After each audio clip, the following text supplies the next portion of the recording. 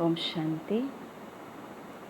आज अव्यक्त बाप दादा की अव्यक्त मुरली 16 अगस्त 2020 की ये मुरली है, जिसमें आज बाबा ने विशेष शिवरात्रि की आध्यात्मिक रहस्य के बारे में आज बाबा हम बच्चों को समझा रहे हैं। इस ज्ञान मार्ग में जिस रीति से हम इस शिवरात्रि को मना रहे हैं और उसका संपूर्ण स्वरूप भक्ति मार्ग में किस रीति से शिवरात्रि को मनाया गया है, आज बाबा हमें उसके ऊपर समझाने दे रहे हैं। और इस मुरली की रिवाइज डेट है 7 मार्च 86। आज की मुरली की हेडलाइन, पढ़ाई की चारों सब्जेक्ट का यथार्थ यादगार महाशिवरात्रि। पढ़ाई की चारों सब्जेक्ट का यथार्थ यादगार महाशिवरात्रि।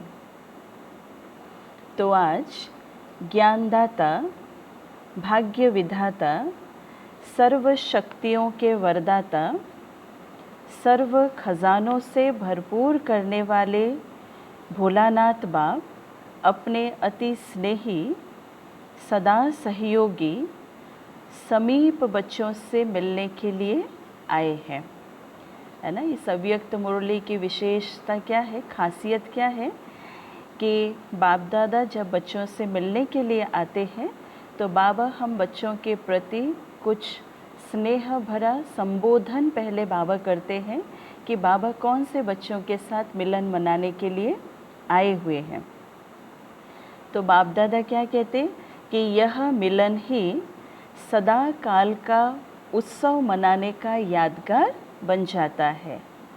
जो भी भिन्न भिन्न नामों से समय प्रति समय उत्सव मनाते हैं, वह सभी इस समय बाप और बच्चों के मधुर मिलन, उत्साह भरा मिलन भविष्य के लिए उत्सव के रूप में बन जाता है। जितने भी त्यौहार हम सेलिब्रेट कर रहे हैं, बाबा के कहने का भाव क्या है, जो भी हम उत्सव मना रहे हैं, इस संगम युग के ही ये सारे उत्सव है। क्योंकि सतयुग में हम कोई ये त्यौहार आदि मनाने वाले नहीं हैं।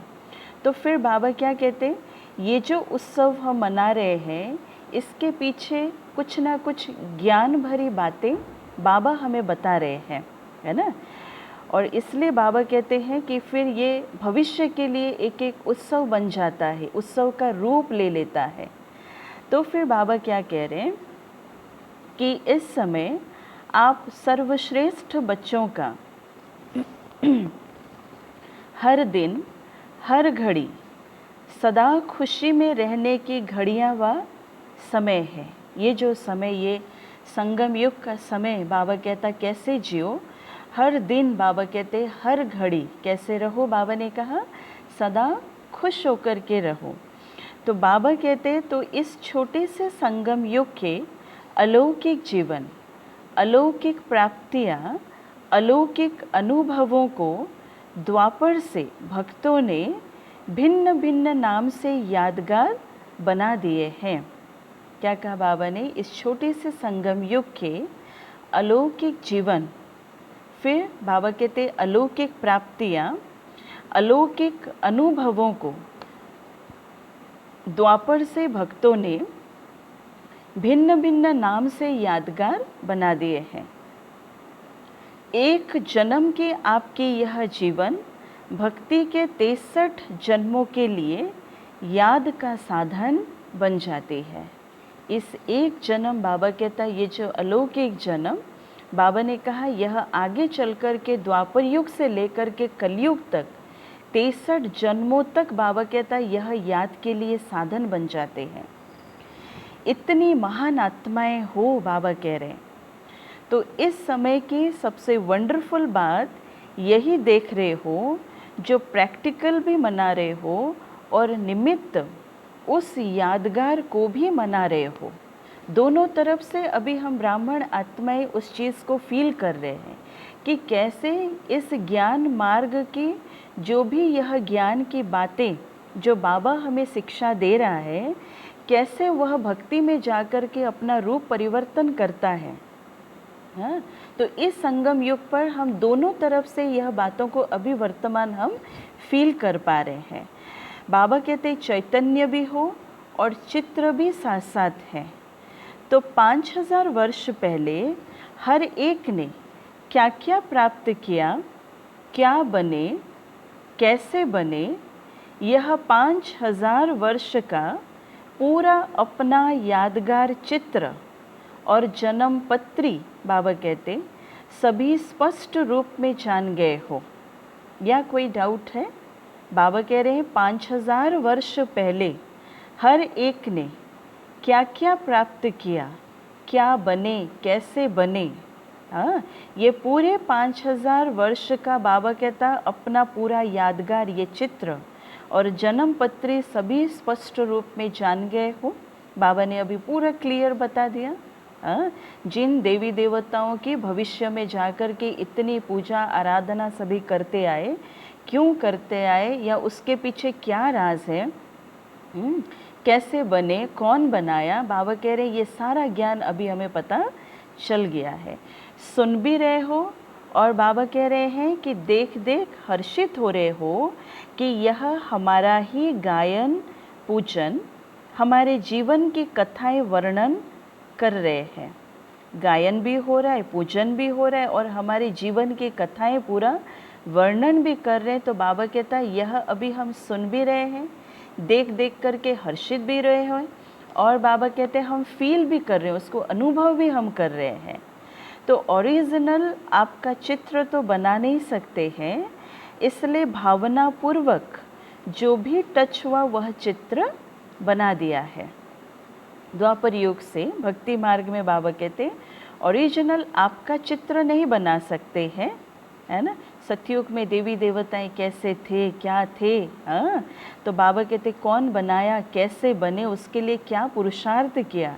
लेकिन बाबा ने कहा कि भावना के आधार से जो भी टच हुआ, बाबा कहते वैसा ही चित्र बना दिया। एक्यूरेट चित्र नहीं बनाया, लेकिन वैसा चित्र बनाया, काल्पनिक आधार से उस चित्रों को बनाया गया।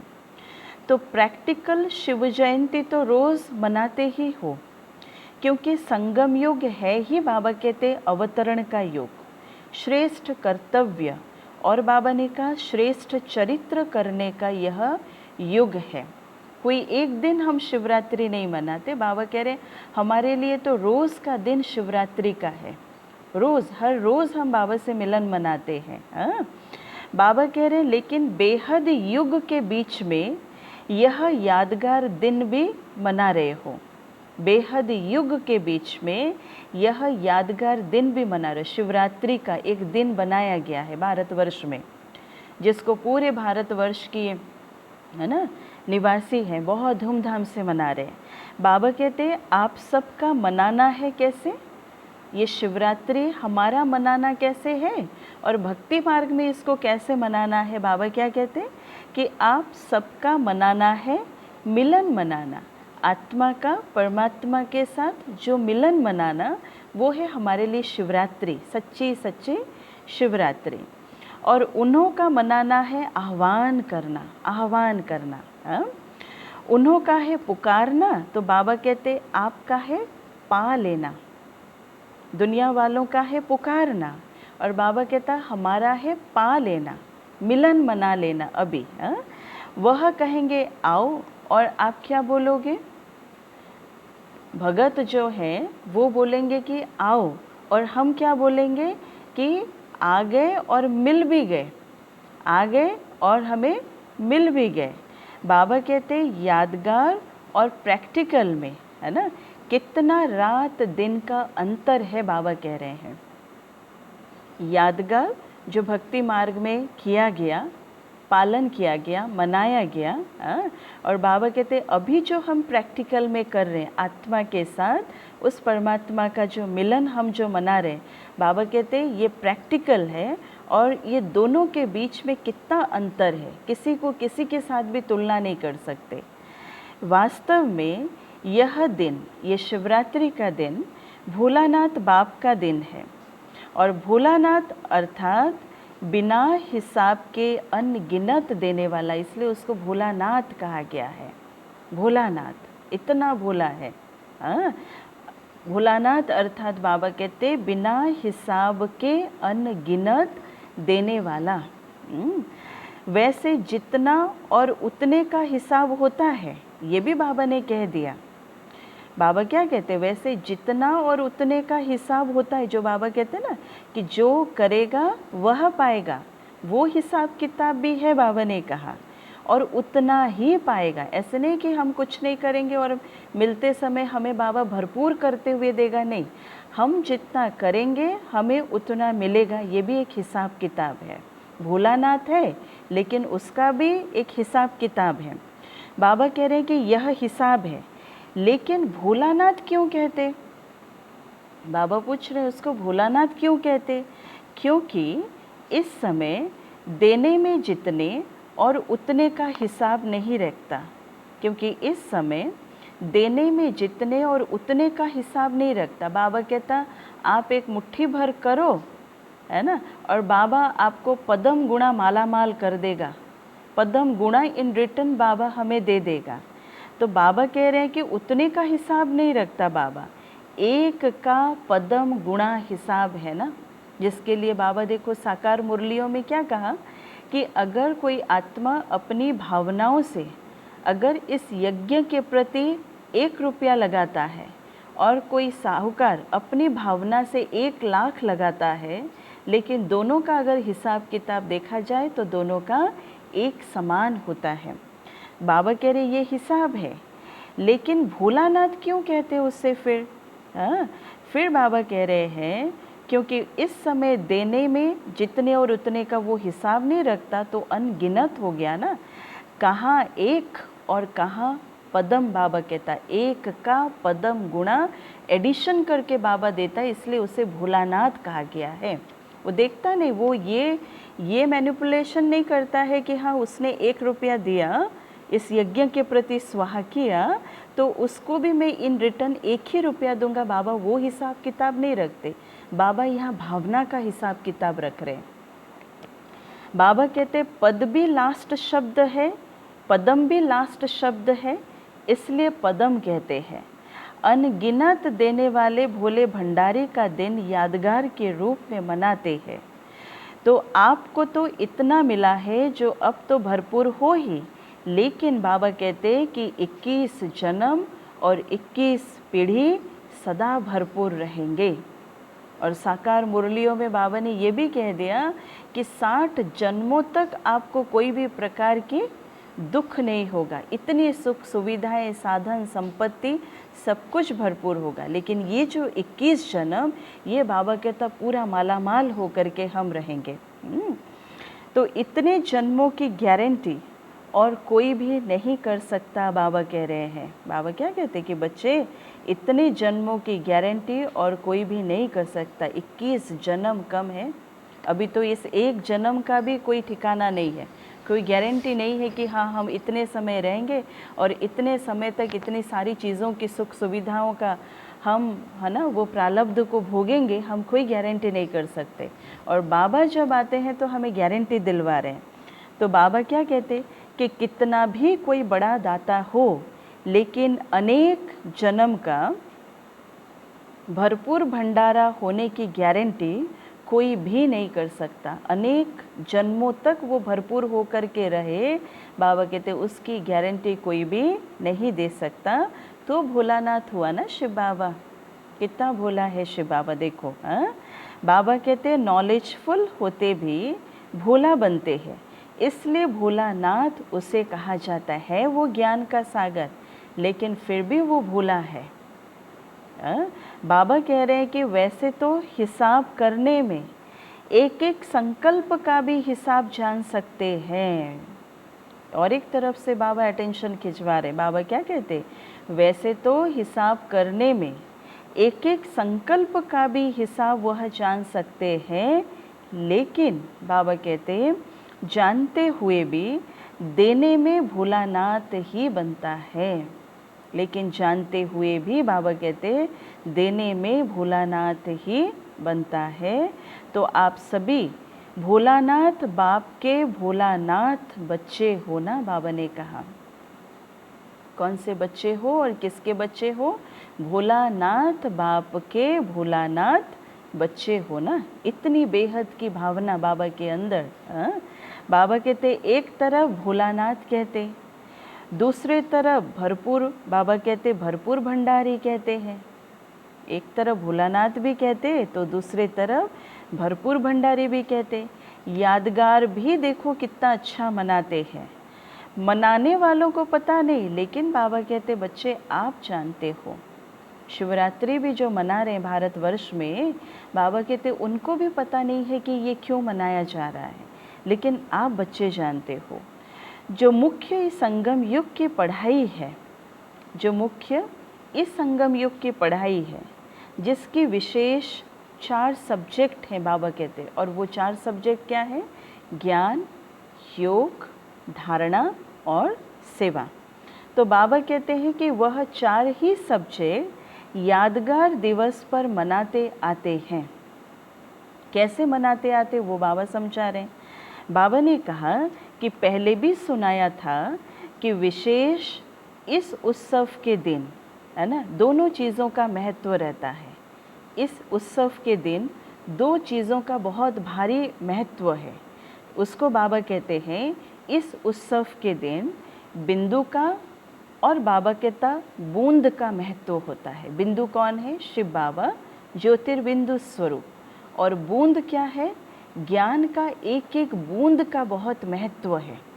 ज्ञान का एक एक बूंद का बहुत महत्व है। तो बाबा कहते तो बिंदु इस समय के याद अर्थात योग के सब्जेक्ट के निशानी है।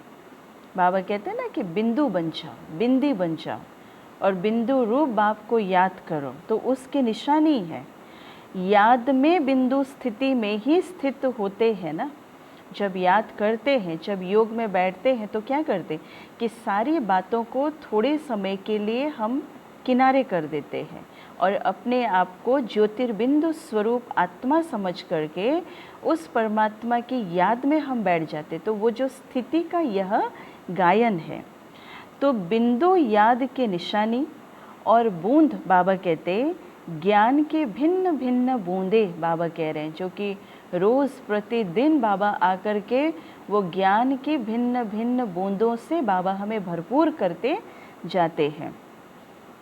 बाबा ने कहा कि इस ज्ञान के सब्जेक्ट की निशानी बूंद के रूप में दिखाई है। इस ज्ञान के सब्जेक्ट की निशानी बूंद के रूप में दिखाई है ना। शिव मंदिर में हम जाते हैं, आप देखना शिवलिंग के ऊपर एक कलश रखा जाता है ना, जिसमें पानी डाला जाता है और वो कलश से एक इकट्ठे पानी नहीं बहता है शिवलिंग के ऊपर, एक एक बूंद एक एक बूंद एक एक बूंद वो गिरता रहता है। तो वो बूंद की निशानी है कि परमात्मा जब आते हैं तो हमें रोज़ ज्ञान की बूंदे है ना, ज्ञान की बूंदों से हमें भरपूर करते हुए जाते हैं। आज बाबा कहते तो इस ज्ञान के सब्जेक्ट की निशानी बूंद के रूप में दिखाई है। फिर है ज्ञान हो गया, योग हो गया, फिर आया धारणा। बाबा ने कहा धारणा की निशानी क्या है, क्या हो सकता है। शिवरात्रि के दिन में धारणा की निशानी क्या है, उस दिन जो हम कड़ी व्रत रखते हैं है ना, निर्जला उपवास रखते हैं, वो है हमारी कड़ी व्रत, वो है हमारी धारणा। और बाबा क्या कह रहे हैं, धारणा की निशानी इसी दिन, इस शिवरात्रि के दिन विशेष व्रत रखते हैं, विशेष व्रत। तो यह व्रत धारण करना हो गया, ये हमारी धारणा। तो धारणा में भी आप दृढ़ संकल्प करते हो ना, बाबा कहते हैं धारणा में भी बाबा ने कहा आप दृढ़ संकल्प करते हो ना। जब व्रत रखते हैं, उपवास करते हैं, तो उसमें भी हम एक दृढ़ संकल्प रखते कि आज हम पूरे दिन निर्जला होकर के रहेंगे है ना, पानी के एक बूंद भी हम अंदर तक नहीं लेंगे। तो ये हमारा एक दृढ़ संकल्प हो गया। या आज के दिन हम कुछ भी खाएंगे ही नहीं जब तक हमारी पूजा कंप्लीट नहीं हो जाती। तो बाबा कह रहे हैं यह दृढ़ संकल्प की धारणा है। तो व्रत रखते हो कि ऐसा सहनशील व अंतर्मुख अवश्य बन के ही दिखाएंगे। उस पूजा के दिन, शिवरात्रि के दिन ऐसा सहनशील बन कर के हम दिखाएंगे। तो यह व्रत धारण करते हो ना, बाबा कहते यह व्रत धारणा की निशानी है। और चौथा जो चैप्टर है, फोर्थ जो सब्जेक्ट है, बाबा कहते सेवा की निशानी। सेवा की निशानी है जागरण रहना है ना, जागरण, पूरा रात्रि जागरण रहते हैं। शिवरात्रि के दिन पूरी रात्रि जागरण रहते हैं। जब तक वो बड़ा दीपक नहीं जग जाता तब तक वो जागरण रहते हैं। तो बाबा भी क्या कह रहे हैं, और सेवा की निशानी है जागरण। सेवा करते ही हो किसको जगाने के लिए, जागरण अर्थात औरों को जगाने का ये एक नियम है, औरों को जगाने का ये एक विधि है ना, जिसको जागरण कहा गया है। बाबा ने पूछा सेवा करते ही हो किसको जगाने के लिए, अज्ञान नींद से जगाना, तो अर्थात जागरण करना। फिर बाबा कहते जागृति दिलाना, यही आपकी सेवा है। और हमने उसको भक्ति मार्ग में क्या किया, सारा दिन तो नहीं कह सकते, सारी रात पूरा है ना, शिव मंदिर के सामने दीपक जगा करके हम जागरण रहते हैं। और बाबा कहता जागरण अर्थात अज्ञान की नींद से औरों को जगाना, जागृति दिलाना, और यही हमारी सेवा है। तो यह जागरण बाबा कहते सेवा की निशानी है। तो 4 ही सब्जेक्ट आ गए ना, बाबा ने कहा ज्ञान, योग, धारणा और सेवा। लेकिन सिर्फ रूपरेखा उन्होंने स्थूल रूप में बदल दी है। फिर भी भक्त भावना वाले होते हैं और सदा ही सच्चे भक्तों की यह निशानी होगी कि जो संकल्प करेंगे उसमें दृढ़ रहेंगे है ना। भगत आत्माएं भी, बाबा ने क्या कहा कि जो सच्चे भगत होते हैं, जिनकी इतनी भावनाएं कूट कूट करके भरी हुई रहती है, वो निशानी क्या दिखाते हैं कि वह जो संकल्प उस दिन कहेंगे उसमें उनकी दृढ़ता होगी, वो करके ही रहेंगे। इसलिए भक्तों से भी बाप का स्नेह है। बाबा ने कहा सिर्फ हम बच्चों से स्नेह नहीं, बाबा कहते भक्तों से भी स्नेह है बाबा का। फिर भी आपके यादगार को द्वापर से परंपरा तो चला रहे हैं, और विशेष इस दिन जैसे आप लोग यहाँ संगम युग पर बार बार समर्पण समारोह मनाते हो, है ना, अलग अलग भी मनाते हो, समर्पण समारोह भी मनाते, सम्मान समारोह भी मनाते, तो ऐसे ही आपके इस फंक्शन का भी यादगार भक्ति मार्ग में क्या है, यहाँ हम जो बार बार समर्पण समारोह मनाते हैं, बार बार हम सम्मान समारोह मनाते, अलग अलग समारोह मनाते, तो बाबा कह रहे हैं कि आपके इस फंक्शन का भी यादगार क्या है कि वह स्वयं को समर्पण नहीं करते, लेकिन किसको समर्पण करा देते हैं, जो बलि चढ़ाते हैं ना, बकरे की बलि चढ़ाते हैं, तो वो भक्ति में वो रूप परिवर्तन हो गया, है ना। इंसान अभी अपना समर्पण, अपना बलि तो नहीं चढ़ा देता है, वो क्या करता, कोई बकरे का बलि चढ़ा देते हैं, है ना। बाबा कहते बलि चढ़ा देते। वैसे तो बाप दादा भी, बाबा क्या कहते, बाप दादा भी हंसी में कहते हैं कि यह मैंपन का समर्पण हो, तब समर्पण अर्थात संपूर्ण बनो, है ना। और बकरे की ही बलि क्यों चढ़ाया जाता है, मैं करने वाला आप देखो वो बकरा ही रहता है।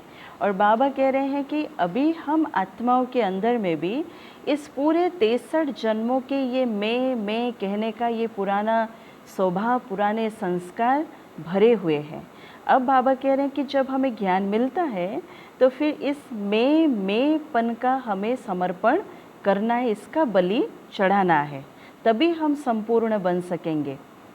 और बाप समान बनो, बाबा कहता है इस मैंपन का समर्पण करो, संपूर्ण बनो, बाप समान बनो। तो जैसे ब्रह्मा बाप ने पहला कदम क्या उठाया, ब्रह्मा बाबा ने पहला कदम क्या उठाया, मैं और मेरापन का समर्पण समारोह माना। किसी भी बात में मैं के बजाय सदा नेचुरल भाषा में, साधारण भाषा में भी बाप शब्द ही सुना, मैं शब्द नहीं। मैं कहा तो मैं आत्मा कहा ब्रह्मा बाबा ने, मेरा कहा तो मेरा बाबा कहा, है ना। बाबा शब्द नेचुरल रहा, मैं शब्द नहीं। बाबा के पास क्या नहीं था, कोई चीज़ की कमी नहीं थी बाबा के पास, है ना। लेकिन बाबा को जब ये ज्ञान मिला तो पहले का जो समर्पण है ना, जो स्वाहा किया बाबा ने, वो है मैं और मेरापन का बलिदान दिया ब्रह्मा बाबा ने। तो आज बाबा भी क्या कहते और क्या कहा, बाबा करा रहा है, मैं कर रहा हूँ ये नहीं कहा कभी भी। ब्रह्मा बाबा का एग्जाम्पल आज बाबा दे रहे हैं। बाबा चला रहे हैं, मैं कहता हूँ नहीं, मैं कहता, सब कुछ अपना स्वाहा किया, जिसमें मैं और मेरापन ब्रह्मा बाबा का कुछ भी नहीं था, है ना। और फिर बाबा क्या कहते और क्या कहा, बाबा कहता है। तो हद के कोई भी व्यक्ति या वैभव से लगाव, यह मेरापन है, बाबा कह रहे हैं। मेरापन का भी परिभाषा बाबा समझाते हैं। मेरापन अर्थात क्या है कि हद के कोई व्यक्ति के साथ भी अगर हमारा लगाव है तो भी बाबा कहते हैं कि यह मेरापन है। या हद के कोई वस्तु या वैभव के साथ भी अगर हमारा लगाव है तो वो भी मेरापन है। तो इसमें भी हमें चेकिंग करना है कि सूक्ष्म रीति से अभी तक भी हमारे अंदर कितना मेरापन का परसेंटेज बाकी है, और कितना इसको निकालने के लिए हमें पुरुषार्थ करना पड़ेगा। तो बाबा कह रहे हैं कि तो मेरेपन को और मैंपन को समर्पण करना, इसको ही कहते हैं बलि चढ़ना। और इसको ही बाबा कहते हैं यही सच्ची समर्पण समारोह मनाना है। बलि चढ़ना अर्थात महाबली बनना। सुना सभी, आज बाबा क्या कह रहे हैं कि बलि चढ़ना अर्थात बाबा कहते महाबली बन जाना, महाबली।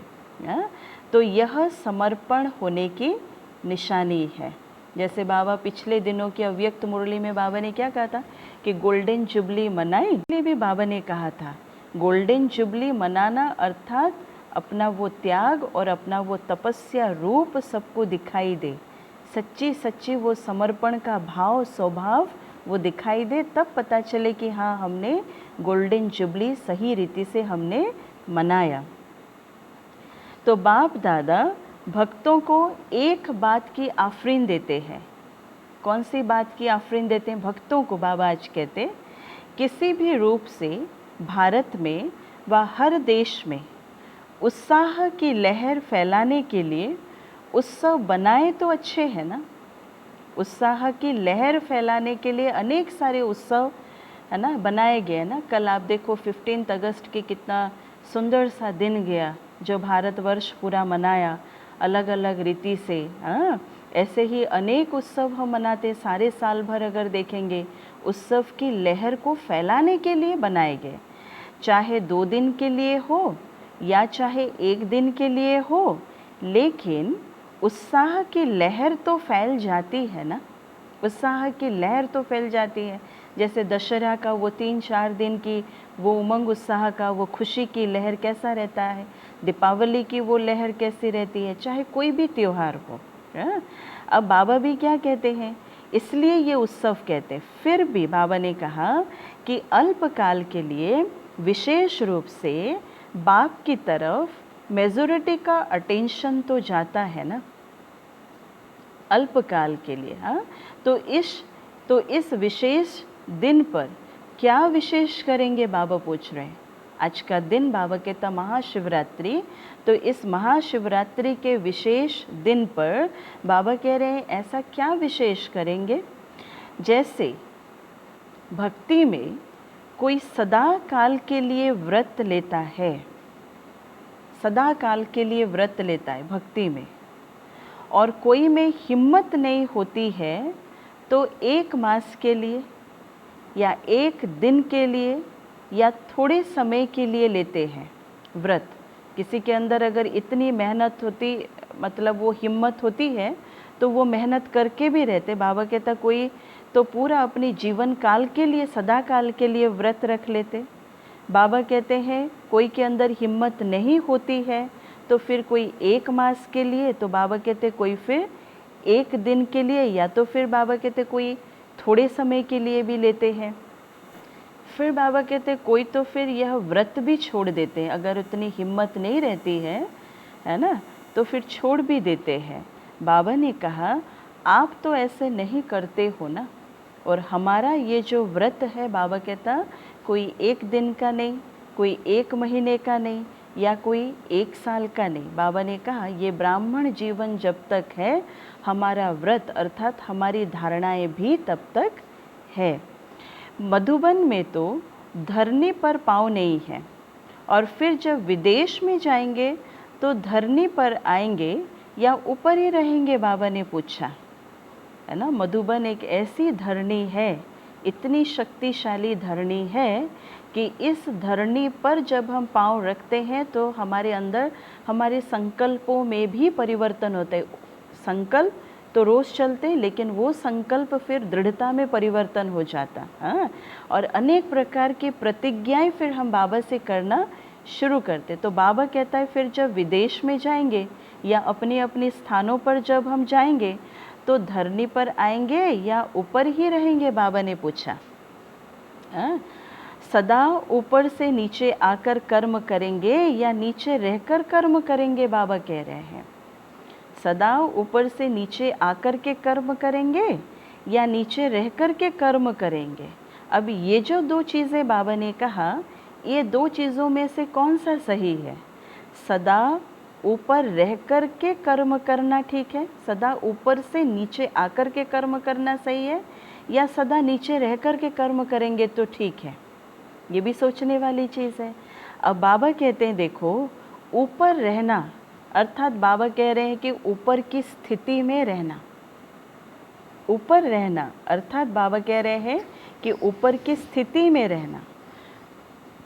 ऊपर अर्थात बाबा कहते हैं कि कोई छत पर नहीं लटकना है। ऊपर अर्थात बाबा ने कहा कोई छत पर नहीं लटकना है। ऊंची स्थिति में स्थित हो, कोई भी साधारण कर्म करना। ऊंची स्थिति में स्थित हो, कोई भी साधारण करना अर्थात नीचे आना, अर्थात नीचे आना। हाँ? और बाबा कहते लेकिन साधारण कर्म करते भी स्थिति ऊपर अर्थात ऊंची हो। साधारण कर्म करते भी, कई बार बाबा ने इस चीज़ को समझाया है कि कर्म कोई छोटा या बड़ा नहीं होता है, जो हम सभी जानते हैं। अब बात कहाँ पर छोटा बड़ा कर देता है? हमारी स्थिति, है ना। कोई साधारण कर्म भी हो, लेकिन अगर हमारी स्थिति ऊंची है तो बाबा कहता वो कर्म भी साधारण कर्म नहीं होता, वो कर्म भी विशेष कर्म में परिवर्तन हो ही जाता है। तो बाबा कह रहे हैं जैसे बाप भी साधारण तन लेता है ना, कर्म तो साधारण ही करेंगे ना, जैसे आप लोग बोलेंगे वैसे ही बोलेंगे और वैसे ही चलेंगे, तो कर्म साधारण है, तन भी साधारण है, लेकिन साधारण कर्म करते भी स्थिति ऊंची रहती है। लेकिन साधारण कर्म करते भी स्थिति ऊंची रहती है। ऐसे बाबा कहते हैं आपकी भी स्थिति सदा ऊंची हो, भले कर्म साधारण हो, लेकिन एक बार अगर हम अपनी बुद्धि में डाल दिए कि ये जो सेवा है यह बाबा की सेवा है, तो इतनी ऊंची स्थिति बना करके जब हम कोई सेवा करते हैं तो वो सेवा कोई साधारण सेवा और नहीं रहता है ना।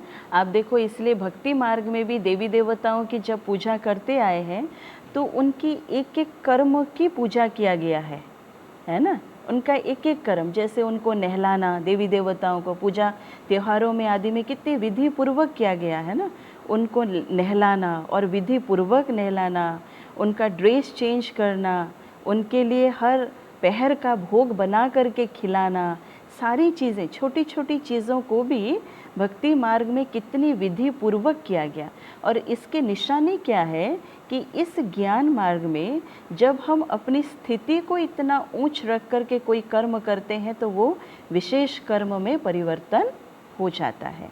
इसलिए बाबा ने कहा कि जैसे इस दिन को अवतरण का दिन कहते हो ना, तो रोज़ अमृत वेले ऐसे ही सोचो कि निद्रा से नहीं, है ना। रोज़ अमृत वेले ऐसे ही सोचो कि निद्रा से नहीं, शांति धाम से कर्म करने के लिए अवतरित हुए हैं।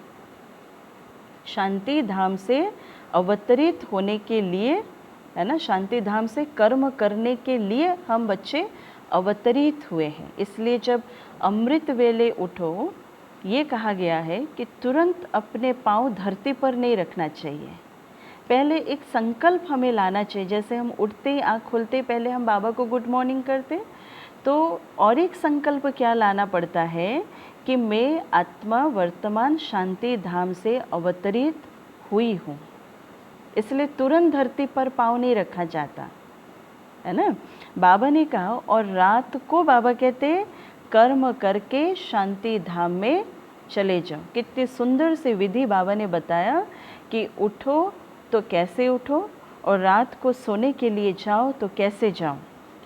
तो अवतार अवतरित होते ही हैं श्रेष्ठ कर्म करने के लिए। तो हम क्या सोचें कि मैं कोई साधारण आत्मा नहीं हूँ, मैं अवतरित आत्मा हूँ। और कहाँ से अवतरित हुई हूँ? शांति धाम से अवतरित। रोज़ अपने आप को ये देखना है, रोज़ अपने आप को ये स्मृति दिलाना है।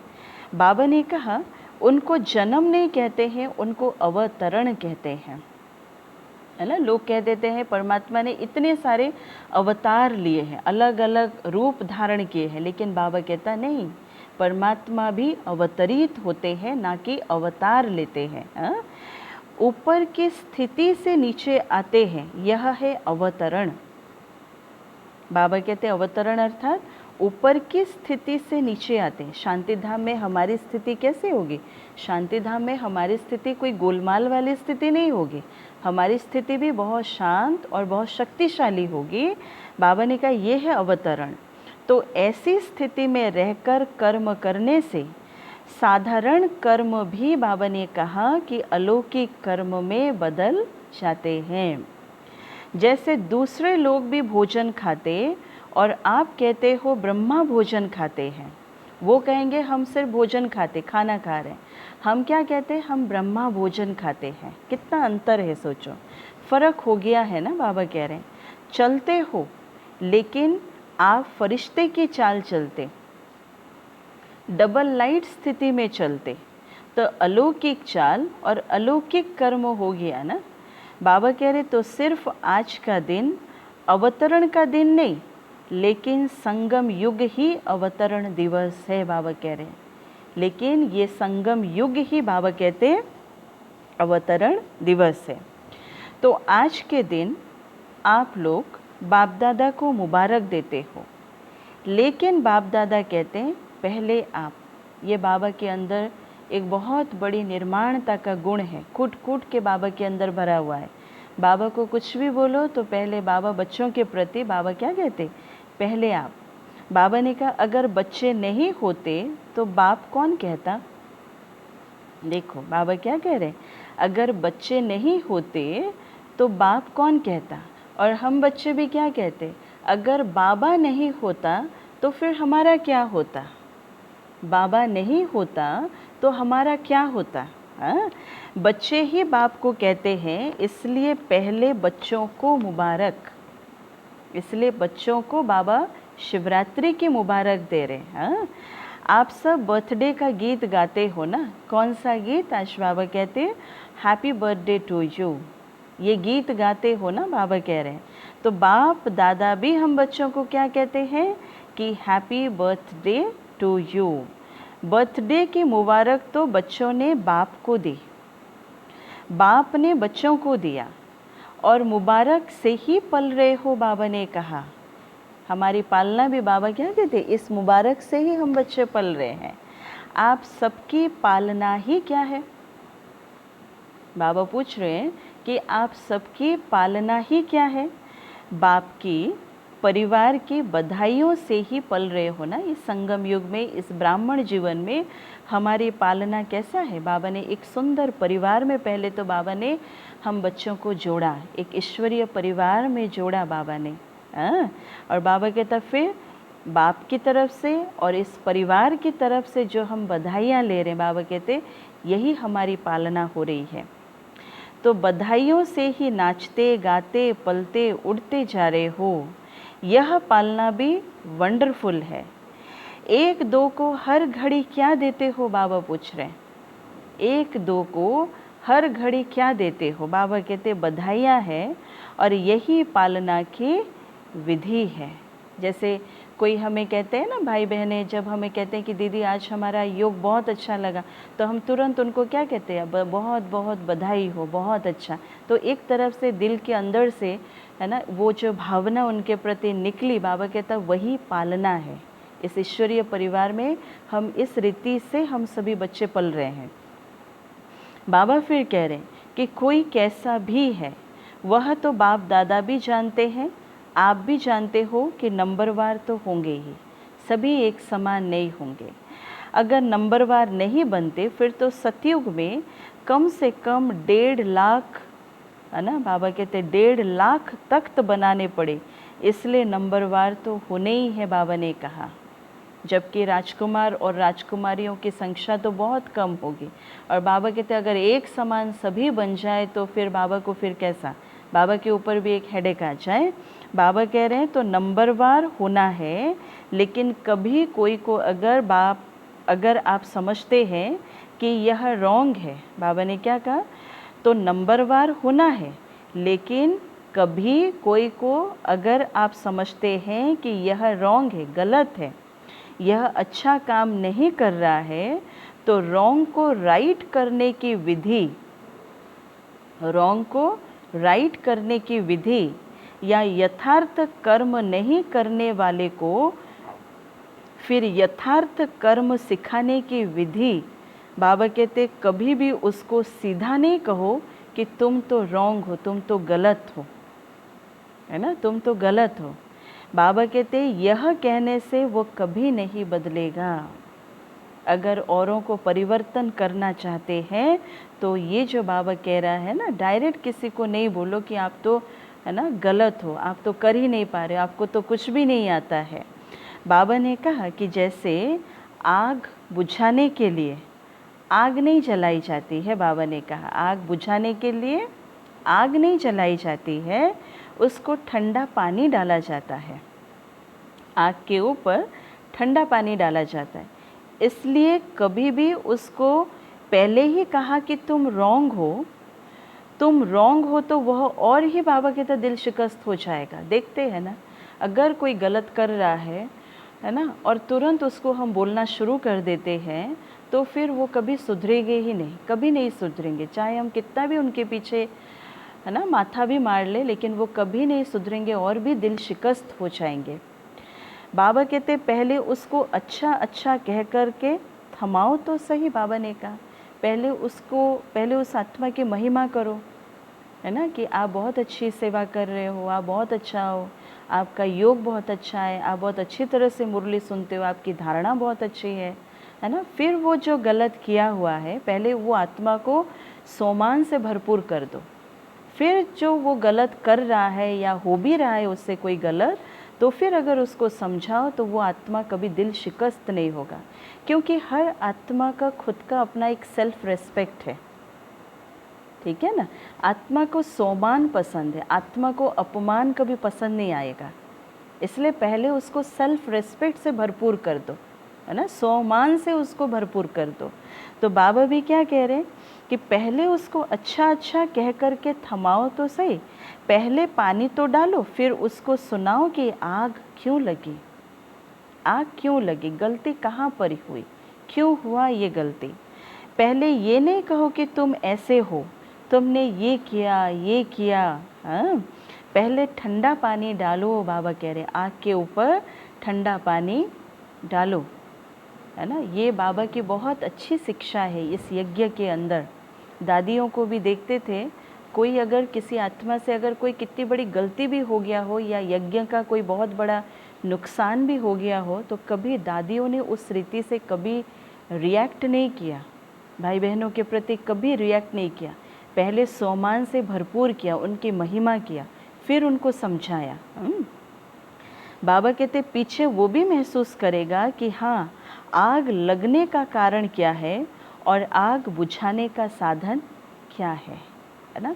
क्योंकि परिवर्तन होने के लिए पहले वो आत्मा को महसूस भी तो होना चाहिए कि हाँ, यह मैंने गलती किया है, ये गलत है। और उस आग तो लगा हुआ है, और आग के ऊपर अगर और कुछ भी डाल दो, वो फिर और जलना शुरू हो जाएगा, वो कभी रियलाइज़ नहीं करेगा कि हाँ, मैंने ये कोई गलत काम किया हुआ है या मेरे से कोई गलती हुआ है। इसलिए बाबा ने कहा अगर बुरे को बुरा कह देते हो तो आग में जैसे कि तेल डालते हो। बाबा ने कहा आग में जैसे कि तेल डालते हो। इसलिए बहुत अच्छा यह करके पीछे उसको कोई भी बात दो तो उसमें सुनने की, धारणा करने की हिम्मत आ जाती है। इसलिए सुना रहे थे कि बहुत अच्छा, ये बधाइयाँ है ना। कई प्रकार की बातें सामने आती है, जबकि यज्ञ इतना बड़ा बेहद का रूप लेकर के आज बैठा हुआ है, तो इसमें भी कई प्रकार की आत्माओं की भी हम सुनते आए हुए हैं, है ना। या मान लो भाई बहनों से भी सुनते, कोई कहते कि दीदी कुछ दिन हो गया योग नहीं लग रहा है, ऐसा हो रहा है, वो हो रहा है। हम भी क्या करते, पहले हम बातों को सुनते हैं, पहले भड़कते नहीं हैं, क्यों नहीं कर रहे हो, ऐसा नहीं कर रहे हो, और तो टाइम कम है, अभी नहीं करोगे तो कैसा, ये नहीं है। उनके अंदर पहले हिम्मत दिलाया जाता है ताकि वो आत्मा भी अपने आप को हिम्मतहीन ना समझे। अब बाबा कह रहे हैं कि जैसे बाप दादा भी कभी किसको डायरेक्ट रॉन्ग नहीं कहेगा, है ना, बाप दादा भी कभी किसको डायरेक्ट रॉन्ग नहीं कहेगा, मुरली में सुना देगा राइट क्या है और रॉन्ग क्या है। बाबा शिक्षा दे देगा, है ना, बाबा शिक्षा दे देगा कि सही क्या है और गलत क्या है।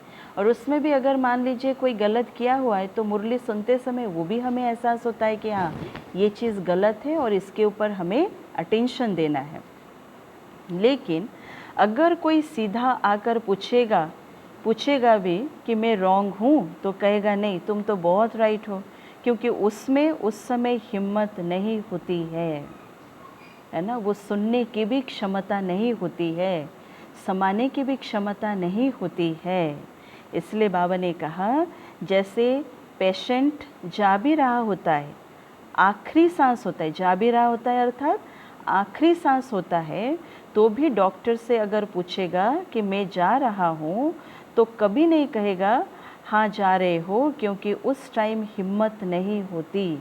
डॉक्टर क्या करते कि डॉक्टर को पता है कि ये पेशेंट अभी और नहीं रहने वाला, इसका भी लास्ट समय आ गया है, और पेशेंट कितना भी बोले लेकिन डॉक्टर नहीं बोलेगा, है ना।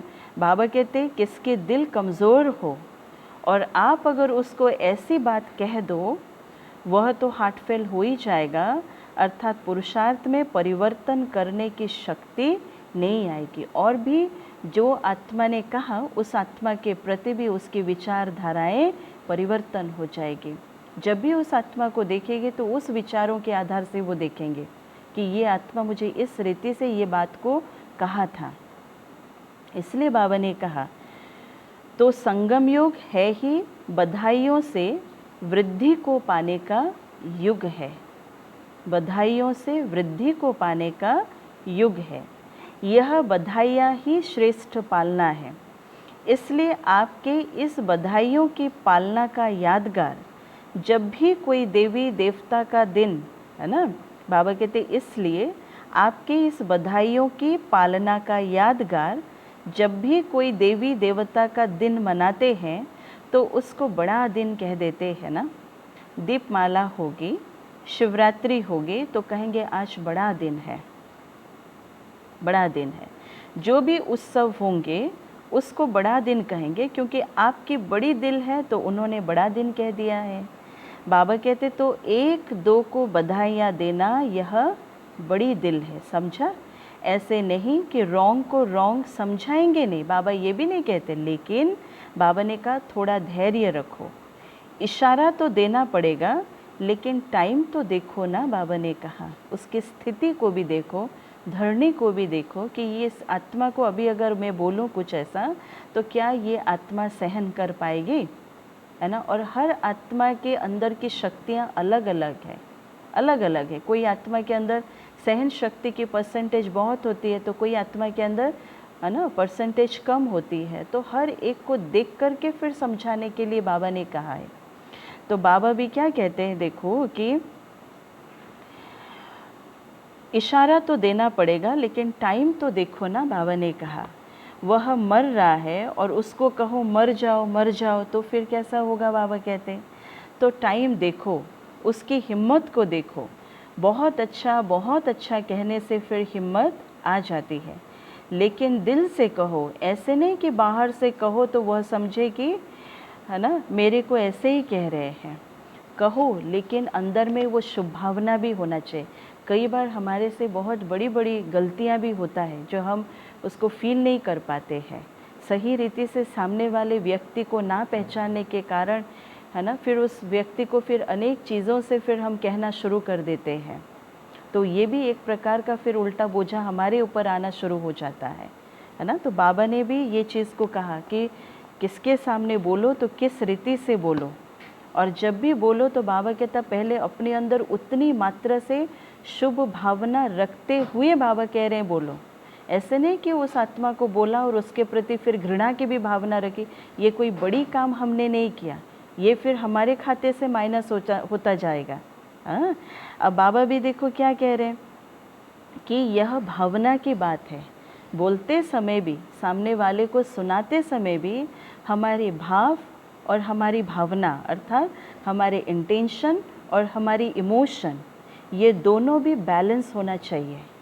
भाव और भावना में कोई भी प्रकार की घृणा, कोई प्रकार की ईर्ष्या, कोई प्रकार की द्वेष वाली भावना भी नहीं होनी चाहिए। हाँ, इसलिए बाबा कहते हैं कि यह भावना की बात है। दिल का भाव रहम का हो तो उसके दिल को रहम का भाव लगेगा। समझ में है ना। अगर आप किसी के सामने वाले के प्रति अगर आप डाउट रख करके भी अगर आप उसके साथ बातचीत करोगे ना, तो वो वाइब्रेशन भी वो आत्मा रिसीव करेगी। और उसके बाद आप कितना भी बोलो नहीं नहीं मेरा आपके प्रति कोई भी भाव ऐसा नहीं है, कोई भावना ऐसी नहीं, वो रहा अंदर और सामने वाली आत्मा उस चीज़ को रिसीव करेगी ही करेगी, कोई भी हालात में हो। इसलिए बाबा भी क्या कहते हैं कि दिल का भाव अगर रहम का हो तो बाबा ने कहा उसके दिल को रहम का भाव लगेगा। इसलिए सदा बधाइयाँ देते रहो, बाबा ने कहा, और बधाइयाँ लेते रहो। यह बधाई बाबा कहते वरदान है। जैसे आज के दिन को गायन करते हैं, शिव के भंडारे भरपूर, तो आपका गायन है सिर्फ बाप का नहीं, सदा भंडारा भरपूर हो, दाता के बच्चे दाता बन जाओ। सुनाया था ना, भक्त है लेवता और आप हो देने वाले देवता, तो दाता माना बाबा कहते सदा देने वाले। किसी को भी कुछ थोड़ा भी देकर फिर आप उनसे कुछ ले लो तो उसको फील नहीं होगा। बाबा ने क्या कहा, किसी को भी कुछ थोड़ा भी देकर फिर आप उनसे कुछ ले लो तो उसको कभी फील नहीं होगा, क्योंकि आपने पहले दिया है, दाता बनकर के आपने उन्हें दिया है। फिर कुछ भी उसको मना सकते हो बाबा, लेकिन उससे पहले आपको अपनी तरफ से देना पड़ेगा। पहले लेना नहीं है, पहले आपको देना है।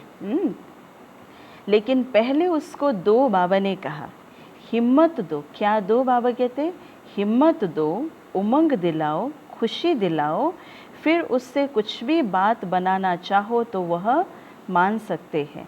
रोज़ उत्सव मनाते रहो, इस प्रकार से बाबा ने कहा। औरों को बधाई देते चलो और औरों से बधाई बाबा कहते लेते चलो।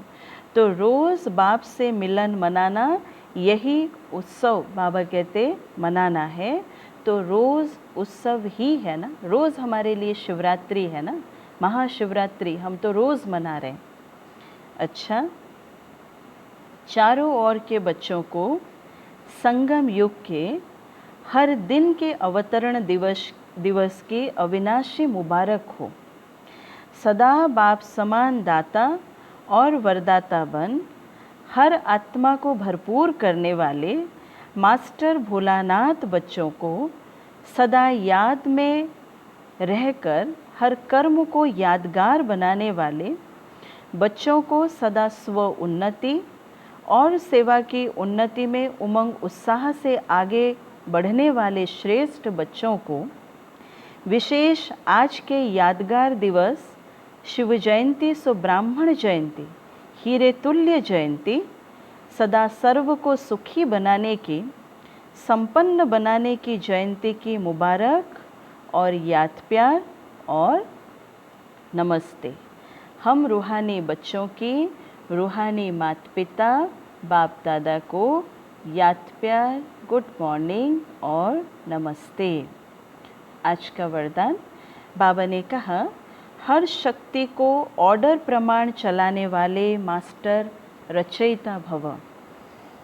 और एक बार, हर शक्ति को ऑर्डर प्रमाण चलाने वाले मास्टर रचयिता भव। डिटेल्स में बाबा समझा रहे, कर्म शुरू करने के पहले जैसा कर्म वैसी शक्ति का आह्वान करो। कर्म शुरू करने के पहले जैसा कर्म तो वैसी शक्ति का आह्वान करो। बाबा कह रहे हैं कि मालिक बनकर ऑर्डर करो, क्योंकि यह सर्व शक्तियाँ आपकी भुजा समान है। आपकी भुजाएं आपके ऑर्डर के बिना कुछ नहीं कर सकती। ऑर्डर करो सहन शक्ति, बाबा कहते कार्य है ना, सफल करो तो देखो सफलता हुई पड़ी है। जिस स्थान पर हमें लगे कि हाँ ये कर्म करने के लिए मुझे बहुत सारे पेपर्स आएंगे, बहुत सारा मुझे सहन करना पड़ेगा, तो बाबा कहता कर्म शुरू करने से पहले ही अपने अंदर सहन शक्ति को भर लो, तो सफलता भी बहुत इजी हो जाएगी। बाबा ने कहा लेकिन ऑर्डर करने के बजाय डरते हो, कर सकेंगे व नहीं कर सकेंगे, तो इस प्रकार का डर है तो ऑर्डर चल नहीं सकता। इसलिए मास्टर रचयिता बन हर शक्ति को ऑर्डर प्रमाण चलाने के लिए बाबा ने कहा निर्भय बनो। सुने, हर शक्ति को ऑर्डर प्रमाण चलाने के लिए निर्भय बनो। कोई भी कर्म शुरू करने से पहले मैं कौन, मैं सर्वशक्तिवान बाप का संतान हूँ, तो मैं मास्टर सर्वशक्तिवान हूँ, तो इस कर्म के लिए मुझे कौन सी शक्ति की ज़रूरत है। सहन शक्ति हो तो सहन शक्ति को ऑर्डर करो, भरपूर करो अपने अंदर। अगर समाने की शक्ति चाहिए मुझे लगता है तो पहले से ही संभालो सारी चीज़ों को, तो इजी हो जाएगी सेवा के फील्ड में, फिर इजी हो जाएगी और सफलता भी हमारे कदम चूमेंगे।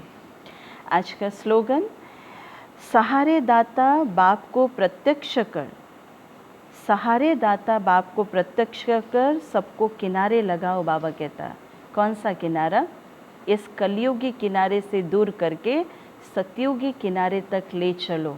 और कैसे करो, बाबा कहते सहारे दाता शिव बाबा को प्रत्यक्ष करना पड़े। एक विशेष सूचना है, आज मास का तीसरा रविवार है, तो सभी राजयोगी तपस्वी भाई बहनें शाम को 6:30 से 7:30 बजे तक विशेष योग अभ्यास के समय अपने पूर्वजपन के सोमान में स्थित होकर कल्प वृक्ष की जड़ों में बैठ पूरे वृक्ष को शक्तिशाली योग का दान देते हुए अपनी वंशावली की दिव्य पालना करें। ओम शांति।